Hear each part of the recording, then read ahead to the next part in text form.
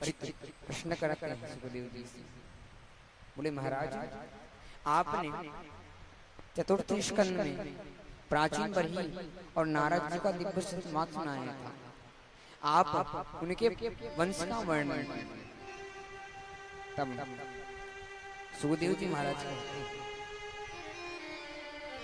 परीक्षित, प्राचीन बरही जो हुए उनके 10 बेटा हुए, जिनका नाम पड़ा प्रचेता। ये प्रचेता समुद्र के अंदर जाकर भगवान संकर्षण की दिव्य आराधना की, अनेक वर्षों तक इन्होंने तपस्या की। फिर तपस्या पूरी करके जब समुद्र से बाहर निकले, इन्होंने देखा कि पूरा संसार जंगलों से ढक गया। क्रोध आया और इन्होंने वृक्षों को काटना शुरू किया। सारे वृक्ष काट डाले। जो वृक्ष बचे हाथ जोड़कर सामने आए, प्रभु हमें छोड़ दो, अरे हमारा काम ये फैलना। क्षमा मांगी और अपनी पुत्री, वृक्षों की पुत्री है वारछी, इनका विवाह प्रचेताओं के साथ में किया। इनके पुत्र हुए दक्ष।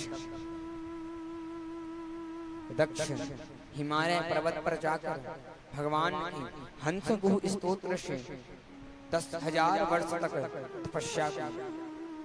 इनकी तपस्या पूरी हुई, भगवान ने आशीर्वाद दिया, दर्शन दिया। फिर इन्होंने भी असकनी के साथ विवाह किया। दक्ष ने असकनी के साथ विवाह करके 10,000 पुत्र को पैदा किया। परंतु ये भी जब वन में गए भगवान का भजन करने के लिए, इनकी तपस्या पूरी हुई और पूरी होकर जब वापस लौट रहे थे, इनको रास्ते में नारद जी मिला।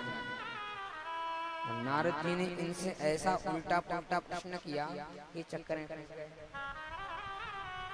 और नारद जी की तरफ आकर्षित होकर नारद जी की बात मानकर नारद जी ने कहा, तुम भगवान को पाने के बाद गृहस्थी में जाना चाहते, सब चीज छोड़ो, चलो संत बन जाओ।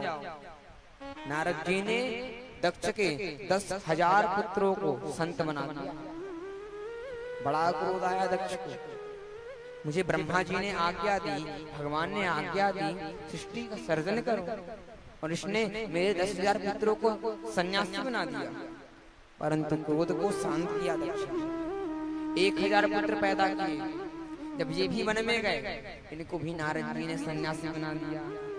अब तो दक्ष को इतना क्रोध आया कि नारद जी को श्राप दे दिया, जाओ तुम एक स्थान में ज्यादा देर ठहर नहीं पाओगे, हमारा श्राप है। इसलिए नारद जी ना ज्यादा एक स्थान पर खड़े नहीं पाते। परंतु नारद जी ऐसे संत हैं जिनका मान सम्मान दैत्य भी करते हैं और देवता भी करते हैं, ऋषि मुनि भी करते हैं, भक्त भी करते हैं, समाज के लोग भी करते हैं, भगवान नारायण भी करते हैं। ऐसे संत हैं नारद जी। नारद जी ने क्रोध नहीं किया, श्राप को स्वीकार किया, चल पड़े हरि नाम कीर्तन करते करते। अब दक्ष ने सोचा पुत्रों को नारद जी फंसा ले जाते हैं, इसलिए अब की बार 60 कन्याओं को जन्म दिया। और इन्हीं 60 कन्याओं से पूरा संसार भर गया।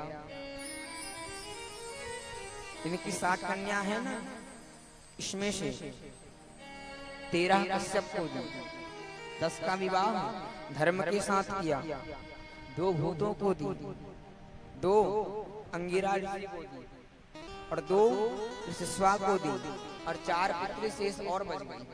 उनको फिर कश्यप ऋषि के साथ ब्याही। 27 जो बचे थे उनका विवाह चंद्रमा के साथ। इसलिए 27 नक्षत्र जो पढ़ते हैं ना, रोहिणी आदि सब चंद्रमा की पत्नी है। कश्यप ने जिन पुत्रियों को दिया था उसमें कद्रु है, विनता है, दीति है, अदिति है। दीति से दैत्य हुए और अदिति से देवता हुए। देवता स्वर्ग के राजा बने और दीति के जो पुत्र देवते थे वो भटकने लगे यहाँ से वहां।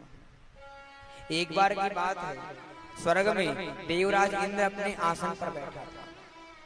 वहां पर देवगुरु बृहस्पति जी आते हैं, परंतु इंद्र इतने अहंकार में बैठा है, अपने गुरु को आते देखकर अपने आसन से खड़ा नहीं। समझ गए बृहस्पति जी, इंद्र को अभिमान आया। जान करके बृहस्पति जी वापस आ गए कक्ष में। इंद्र गुरुहीन होते ही श्रीहीन हो गया, तेज चला गया इंद्र का। और पता चला बाद में गुरुजी हमसे रुष्ट है ना, तो इंद्र गुरुजी के कक्ष में गया।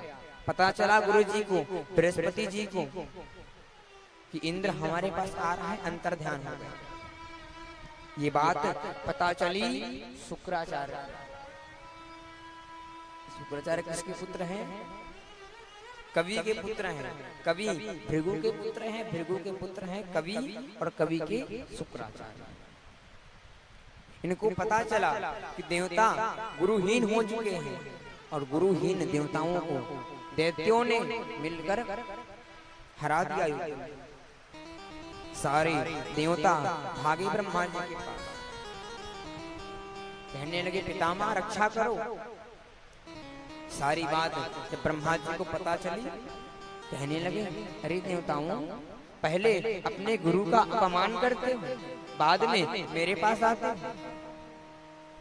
गुरु बिना भवनिधि तरह ही न कोई, गुरु के बिना कोई व्यक्ति संसार से तर नहीं पाता। क्यों भाई? भगवत प्राप्ति का मार्ग कौन बताएगा?